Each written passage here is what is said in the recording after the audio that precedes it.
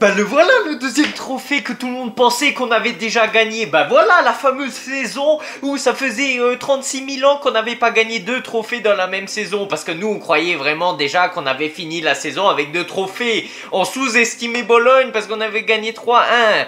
Et ben voilà, mauvaise nouvelle, Milan perd 1-0 en finale de Coupe d'Italie contre Bologne.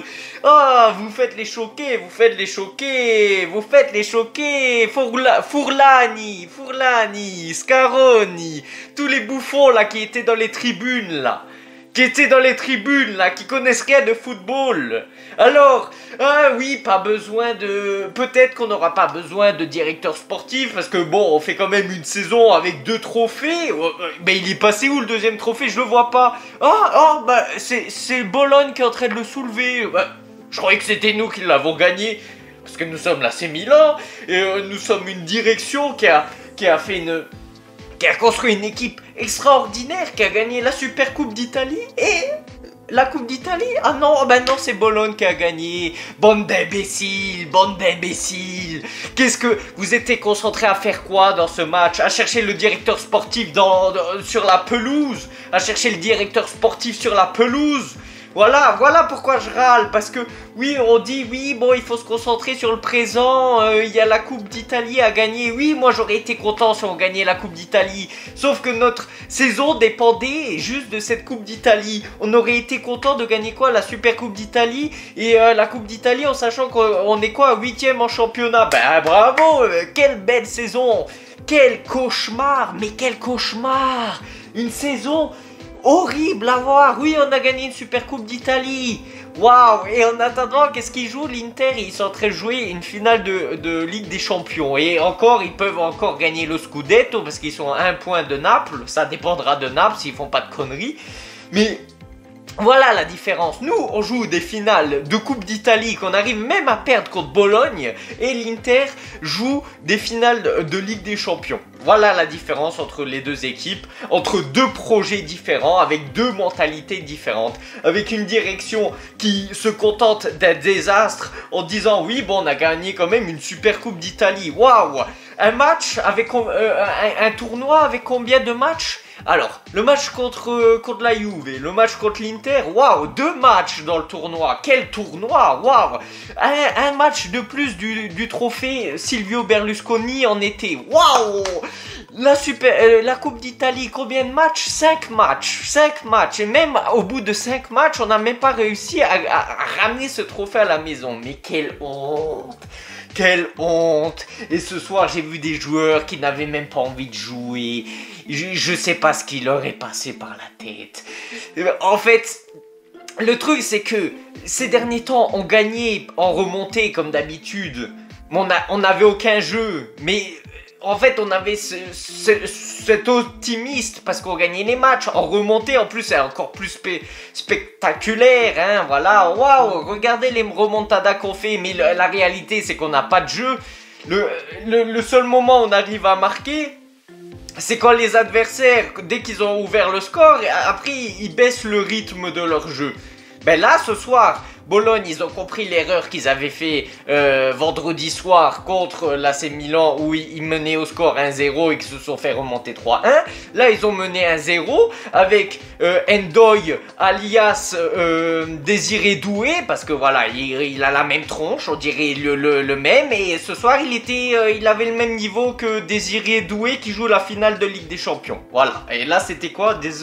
Ndoye en version on fire là de Bologne. Voilà, bon après c'est notre défense aussi qui le fait passer pour un phénomène parce que Straminkia Pavlovic est devenu un cadavre. Je ne peux plus le voir, il est tout tordu quand il marche. Dès qu'il fait une intervention au mètre de la surface, il est tout tordu, on dirait un personnage de Minecraft là, il me saoule. Théo Hernandez, il était inexistant. Fautif sur le but. Bon, il y en a plusieurs qui sont fautifs sur le but qu'on se prend. Fautif sur le but. Il a rien branlé, cet imbécile. Qu'on a besoin de lui, il est jamais là. Oui, bon, il a marqué en finale de Super Coupe d'Italie en Arabie Saoudite. Waouh. Bon, c'était un beau coup franc, mais là je suis énervé, ça se trouve je dis des conneries. C'est une réaction à chaud. Pour ceux qui sont pas contents, bon, vous quittez la vidéo et voilà. Hein. Et ben pour ceux qui sont supporters de Bologne, même si je pense pas que ça court les rues dans le YouTube game francophone, ben voilà, prenez vos popcorn et régalez-vous parce que vous avez quand même mérité cette victoire, parce que vous avez bien joué. Même si j'en avais marre de vous voir toujours au sol, là, à faire les pleurnichards, et en plus que l'arbitrage, voilà, était un peu dégueulasse, hein. Je me rappelle le coup de coude que s'est pris Gabia dans la surface de réparation, le coup de coude volontaire. Il n'a même pas eu de carton jaune parce que la VAR, ça n'existe pas. En fait, il n'y a que nous, spectateurs, qui pouvons voir la VAR, mais c'est encore plus frustrant parce que tu ne peux pas intervenir. Tu peux pas appeler ce putain d'arbitre pour lui dire « Mais t'es aveugle, t'as pris tes lunettes !» Ou appeler ceux dans la VAR, là, qui étaient au bar à ce moment-là, parce que c'est pas possible, il n'y a pas d'autre solution. En plus, qu'ils mettent des cartons jaunes à Pulisic, alors que, voilà, hein, il n'y a pas du tout carton jaune. Mais après, voilà, c'est pas la faute de l'arbitrage.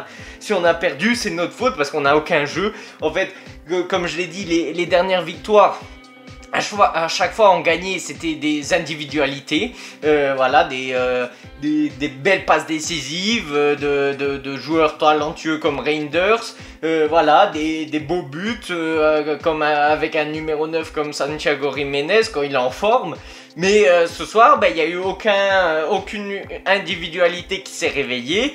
Théo Hernandez inexistant, Leao il a joué quoi, 20 minutes, enfin il a joué tout le match, mais c'est comme s'il avait joué 20 minutes parce que dans les 10 premières minutes il offre un caviar pour Jiménez, l'Espagnol, Alex Jiménez, qui s'est pas tiré du gauche apparemment, je sais pas s'il est gaucher ou droitier, mais voilà, dans la surface de réparation au moins de viser le cadre, quoi, au moins de la cadrer, quoi. Non, c'est trop compliqué. Jovic qui ce soir ne voulait pas marquer, voilà, devant le but. Le but il fait 7 mètres. Non, il doit retirer en plein sur Skorupski, là. Skorupski, punaise de merde, là. Que l'autre, là, de Bologne, il a failli marquer contre son camp. La balle, elle revient sur Jovic. Et non, il doit retirer sur Skorupski. Comme si le but, il n'était pas assez gros. Non, on doit tirer sur Skorupski. Putain, on n'a même pas... Quel match ennuyant, mais vraiment, quel match ennuyant. Zéro adrénaline. C'est vraiment honteux, mais vraiment j'en ai marre. Et puis ceux dans les tribunes là, qui nous représentent, je sais pas, c'est honteux de dire que Scaroni, qui connaît rien au football, qui demandait le CV de Boban, grand joueur de l'AC Milan, qui demandait le CV de Boban quand il était dans la direction de l'AC Milan, mais quelle honte. Il connaît rien du football comme Giorgio Furlani. Après je dis pas, ça se trouve ils sont compétents dans d'autres domaines, ça se trouve c'est des bons pères de famille, ils excellent dans plein d'autres domaines, mais excluez-les du monde du football. Ils doivent même plus regarder, ils savent même pas quelle forme a un ballon de football, ces gens-là, ils ne comprennent rien. Ça m'énerve d'avoir des gens qui n'ont rien à cirer de l'AC Milan dans la direction et qui font passer deux finales, une de Super Coupe d'Italie et une de Coupe d'Italie comme si on avait révolutionné le football italien, comme si on apportait un vent de fraîcheur sur le football européen, qu'on redynamisait le football italien en Europe et dans le monde entier. Non. Oui, j'aurais été content de gagner 2 trophées, bien évidemment, mais même ça, on n'arrive pas à le faire, parce que c'est ça notre saison. On se fait... Là, en plus, moi je suis débile au point où je crois que Milan peut aller en Ligue des Champions, mais ça dépendra quoi? De la Juve et de la Lazio aussi. Il suffit qu'une de ces deux équipes gagne au moins un match, c'est fini, on va plus en Ligue des Champions. Et moi...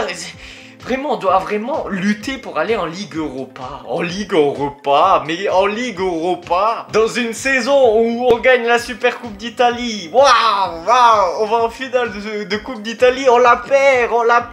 Et dans quelques semaines, il y a qui joue la finale de Ligue des Champions? L'Inter. Et on voit que, en termes d'équipe, le niveau n'est pas...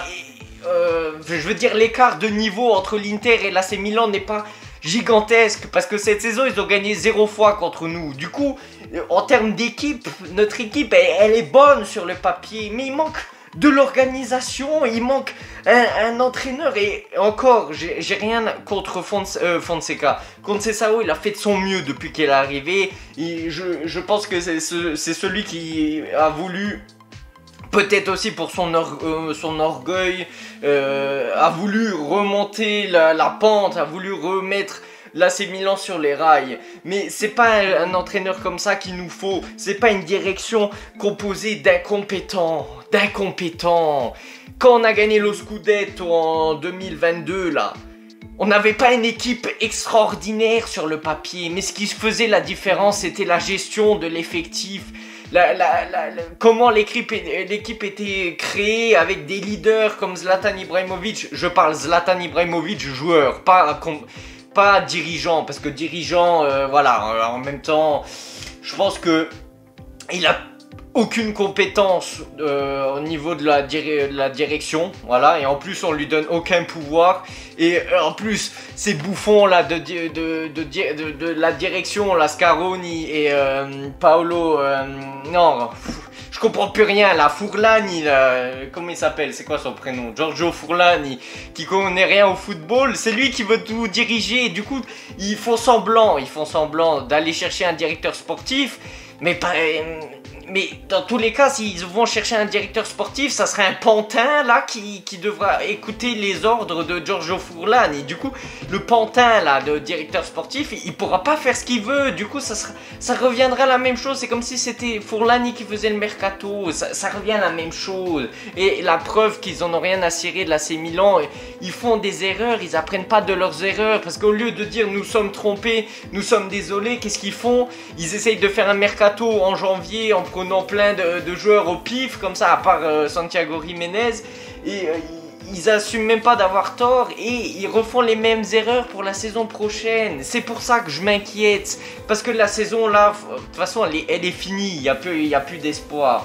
Même si au fond de moi j'aimerais toujours aller en Ligue des Champions, mais bon, ça dépendra de la Juve et de nous, surtout de nous, parce que nous on est des incapables aussi, on est des incapables. Mais moi je m'inquiète déjà pour la saison prochaine, parce surtout quand t'es 8ème au championnat, une saison, ça se prépare à l'avance et tu vois très bien qu'ils sont pas préparés parce que ils sont en train d'hésiter de faire un mercato encore une fois sans le directeur sportif. Il y en a qui vont dire oui, mais ça sert à rien le directeur sportif. Vous avez vu que depuis qu'ils ont viré Paolo Maldini et Massara, il n'y a plus rien qui va. Bon, si, ça a été une fois où on a été 2ème, waouh. Mais sinon, on voit que l'effet Paolo Maldini est en train de s'estomper et tout doucement on est en train de partir dans le chaos parce qu'il n'y a aucune direction, il n'y a aucune organisation, c'est que j'achète un joueur, je le mets là, sauf que l'ensemble ça fait une équipe qui n'est pas organisée parce que c'est un fiasco total, que tout leur projet, que ça soit le stade, que ça soit le championnat, que ça soit la Ligue des Champions, que ça soit l'équipe Milan Futur en série C qui sont en train de se faire limite reléguer en série D, tout tourne au fiasco. Mais pourquoi? Mais parce qu'il y a personne qui est compétent. Ils croient que en mettant des managers, des grands managers avec des CV remplis, ah regardez, moi j'ai été à Harvard comme école, mais si tu comprends rien au football, ça sert à rien. Et Boban il l'a très bien dit avant de se faire virer par ces bouffons, parce qu'avant c'était il Fondo Elliott, le fonds Elliott qui a des Américains qui a vendu à Redbird alias Jerry Cardinal. En fait c'est la même propriété, sauf que la différence avec Elliott c'est qu'il y avait une direction compétente. Et là quand Redbird est arrivé, ils se sont dit bon on va faire le ménage, il y a trop de milanisme au sein de la direction, les résultats sportifs c'est pas notre priorité, nous on veut le résultat financier et voilà, c'est tout ce qui leur intéresse. Donc des gens qui veulent gagner, qui ont la mentalité de vainqueur, dans la direction, ils n'en veulent pas. C'est pour ça qu'ils ont lié les mains à Ibrahimovic. C'est pour ça qu'il sert à plus à rien. Ibrahimovic, il a plus aucun pouvoir parce que Giorgio Furlani, c'est le mec avec la calculatrice dans la main qui choisit tous les comptes. Ces gens, ils comprennent rien au football. Boban et Maldini, à l'époque, ils étaient sur le point de prendre Dani Olmo et Szoboszlai. Et ces incompétents, ils ont dit non, on va pas les prendre eux, parce que eux, ils se croient supérieurs au monde entier. Ils se croient supérieurs à des gens comme Paolo Maldini qui respirent, qui chient le football. Ils transpirent le football. Bordel de merde, et il manque de respect à des gens comme ça qui comprennent de football. Oui, là je m'égare, mais c'est le résumé de la saison. De toute façon, ce match, c'est le résumé de la saison. On a beau s'illuminer pour une victoire en remontada contre Como, contre Parma, contre Bologne, contre qui tu veux. Notre saison, elle reste merdique. Même si on avait gagné la Coupe d'Italie, oui, sur le moment, j'aurais festoyé. Parce que, voilà, il faut profiter le peu de fois où Milan gagne des trophées, ok, voilà. Sauf que là, en attendant, on l'a pas gagné. On l'a pas gagné parce qu'en plus, on a sous-estimé Bologne. Là, tous les joueurs de l'AC Milan ce soir, ils ont sous-estimé Bologne. Ils se croient supérieurs aux autres alors qu'ils sont nuls. Ils sont 8e au championnat. Voilà, Mike Maignan qui disait, ouais, nous, on a une faim de loup, on a envie de gagner, on a une faim de victoire. Oui, oui, oui. Puis tu vois les AO qui trottinent comme ça, là. Ouais, je veux faire du rap, là. Ouais, cassos. Mais toi, tu me casses les couilles. Bon, après, t'as essayé de faire tes dribbles, mais ça me saoule. Comme Joao Félix, il sert à quoi? Pourquoi tu le fais rentrer? Il sert à quoi? À part se rouler par terre, là, dès qu'on le touche, là. Il est insupportable. Bordel de merde. C'est un cauchemar. Genre, je pensais pas que la saison, elle pouvait finir ainsi. Je pensais pas, mais maintenant, c'est fini. Voilà. On va espérer de gagner les 3 derniers matchs et espérer un miracle que la Juve et la Lazio qui sont devant nous perdent des points. Aussi Bologne qui perd des points contre la Fiorentina et un miracle pour aller en Ligue des Champions, mais j'y crois pas. J'y crois plus, c'est la fin des haricots. Bon, dites-moi ce que vous en pensez dans les commentaires. On se retrouve pour une prochaine vidéo. C'est la fin. Ciao, ciao. Wake up, today's gonna be a good day. Wake up, today's gonna be a good day. Wake up, today's gonna be a good day. Wake up, today's gonna be a good day. Wake up, today's gonna be a good day.